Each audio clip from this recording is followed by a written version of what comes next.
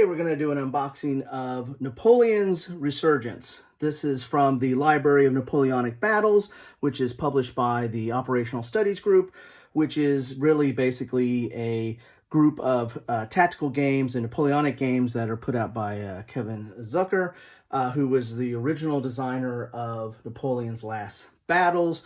And I believe that these are all kind of a further extension or a more complicated version of that game. This is more of a re-unboxing, as this was a used game, although it really wasn't used. It was complete and unpunched.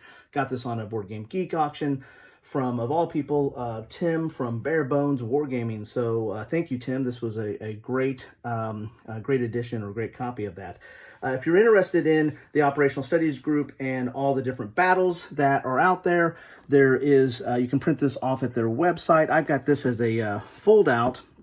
I got it from like a 1-cent sale at Noble Knight, but this shows graphical or map representation of where all the different battles are at, and the battles as part of the Resurgence are right up in this area in the Confederation of the Rhine or Prussia area. And this has a list of all the different battles that are in the series by battle, but then also by the game or the title that houses the different games. So take a look at this on their site if you're interested in this series. I got interested in this series. I have several tactical and strategic Napoleonic games. I've always been a kind of an enthusiast, but never really got into the crunchy or chrome tactical games. And this series, along with Labatt and Viva the Emperor and some of the others, I'm starting to get into and acquire games from that. I also, as part of the Consim World support drive, I've ordered directly from OSG the Napoleon's Quagmire, which will deal with some of the battles in the Peninsula War between England and Portugal and France and Spain in that region there. So another thing I do is I went on to the OSG site and I printed out the rules. This is the version 7.34, which are the same ones that are in here, but I always like to have a printout version of a little bit more complicated game so I can peruse at my leisure, mark them up, and don't worry if they get stains or what have you, because I want to keep a pristine set in here. So let's get inside this box and see what we get. You get 2 decks of cards. I believe that from now on, I don't think they're going to be having the cards, and you have to buy a universal deck that you can get, but several of the ones in this series, like this one and some of the ones right after it, I believe still have the cards, so that's something you might want to check on. The packing ship, inspected by Caveman Andy, a die. Here's those rules again. The rules are, let's see how many pages they are here. There's a glossary at the back. So there are about 22 pages of rules with a table of contents and a glossary at the back. They're dual column, color. As I said, this is an extension of the Napoleon's Last Battles. I really don't know how much was added to this series. Please comment below if you know a little bit more about the history of this series and how they're related, if they are in fact related. But this doesn't look too complex. This, I believe, out of the ones that I'm starting to dive into, this one is probably one of the more, other than Napoleon's Last Battles, is one of the easier ones to get into in that regard. You have a study folder, which is going to cover all the battles. There's 3 main battles that are in here, and those are the ones that are listed on that chart I showed you earlier. But there's usually extra battles. There's at least a couple of extra battles, plus there's multiple versions of battles. Sometimes there's the advance, and then there's the day of battle. So there's more than one battle in here. So this your study folder is going to give you the detail rules for that specific battle, if there's special rules, but it's also going to give you the scenario setup and any conditions or special rules for that scenario. So that, and then you've got some more charts here, and then some notes to the combat table, which is nice. So, and you got some, I guess, some designer notes here as well. So you're looking at about, 21 or more pages with the notes and stuff, maybe 25 pages of that.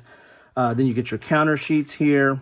You've got the French with the leaders, if you can take a look at there, and then the units, as you can see there, and then some markers that go along with it.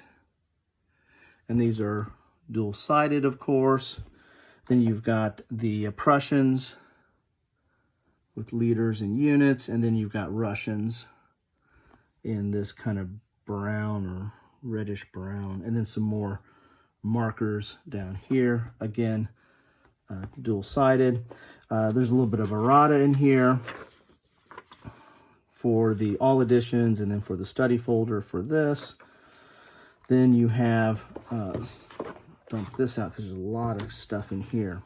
But you get a lot of player aids with this. This series is pretty playered up. Now these aren't super thick. I mean, they're thicker and it's colored, but it's not like heavy cardboard. But this is your turn record track to keep track of the turns.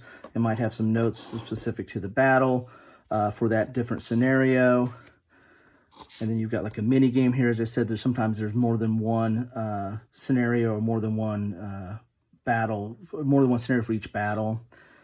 Then there's some more turn record tracks. There's a mini battle again for this one. Mini campaign here. Individual battles. As I said, there's a lot more than just the 3 battles that they list on the charts on their site. So then you also get the setup charts. The setup charts will go across each of those different scenarios. You'll have it'll tell you which scenario, then you go down and list it. This is for the French setup, and it'll tell you what units and where they set up, and any other notes for setup. And so you have several of these cards for setup. Again, the blue, I believe, is the French, and then the green is the coalition. And again, they're per scenario. So you have several of those. So that's how you do your setup. Then you have these casualty record trackers. This is for the French. This shows you how it works. And then you get another combat results table. That's one thing. There's a lot of repetition of some of the tables, especially the combat results table. So that's kind of nice. You're going to see that in a lot of places. So that's a handy and probably a pretty important chart to have, right? And then you have the casualty record track for coalition with combat results table, of course. Then you have some more battle combat tables for bombardment, combat results table again, charge, shock. Then you have these weather tables, and it looks like there's some holding box here for reorganization. And you've got, I guess, for the French and for the coalition there. Then this is the rules on how to add those cards in. Mainly it's only 3 pages. That back page looks like it's more of an ad. But you got like a black and white dual column, but that shows you how to use the cards. Then you get a kind of a fold out for more charts. Some of those ones we saw before, bombardment, combat, and then you've got some additional charts in here that you need, like battle events, and then you have like the terrain effects chart, which deals with terrain, movement, and combat and the like. Abbreviated sequence of play, a order slips. So if you're doing orders in that, you've got a victory worksheet. So I guess this is for each of the different scenarios, how to work out what the points are for that. It's kind of cool. Then you've got scenario parameters. Not sure how this works, but this looks interesting. And remove cards from the deck. So this is dealing with what cards kind of come in and out based on the scenario. Then you get the maps, and I really like these maps. These maps to me evoke the period. You get several maps in here. This is a little bit larger map here. Move this stuff back a little bit so I can have some room. But this is a good size map. This is, I think, the largest kind of size map you get in this set here. But so you get several maps. There's one of them, pretty good size here. I'll probably pull up this one a little bit closer. Let's pull up a smaller one here. Yeah, here's a smaller one here. So you can see you get some smaller maps. And I do like the fact that you have smaller maps in here with less counters, because that makes it a little bit less imposing and something I can get into and more accessible. I'll probably start with some of the smaller scenarios on this and work my way up to the bigger ones. I don't think this is a monster game by any stretch, even the bigger scenarios. I just don't think the maps are big enough or enough counter density. But I do like starting with smaller, especially when I'm learning a new system. But I really like how these maps look. They kind of, again, evoke the period. and like how the terrain is clearly shown on there. So you got 1, 2, 3, 4, 5, 6 maps. So a lot of different maps. And then one of those, like for the Bautzen battle, is 2 maps you got to put together, a north and the south. And the south is, I think, more of a smaller slip of a map.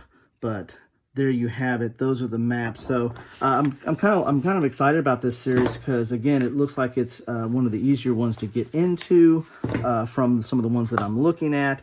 Plus, there's a lot of support for it. There's a lot of stuff you get in the box with this game. And I like the maps. I think they evoke the period. They look like they're clear and easy to follow.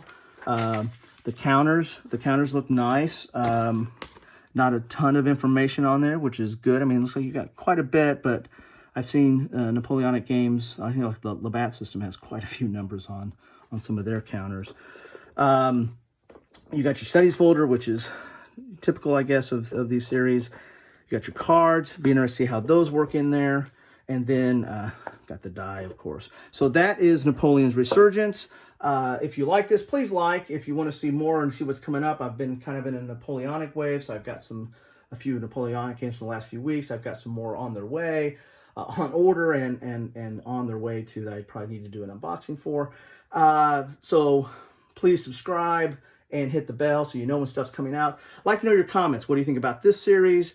The Library of Napoleonic Battles versus maybe Labatt or Viva l'Empereur or anything else. What do you think about this series or how these topics are covered in these games? I'd like to see a discussion started. But most importantly, thanks for watching.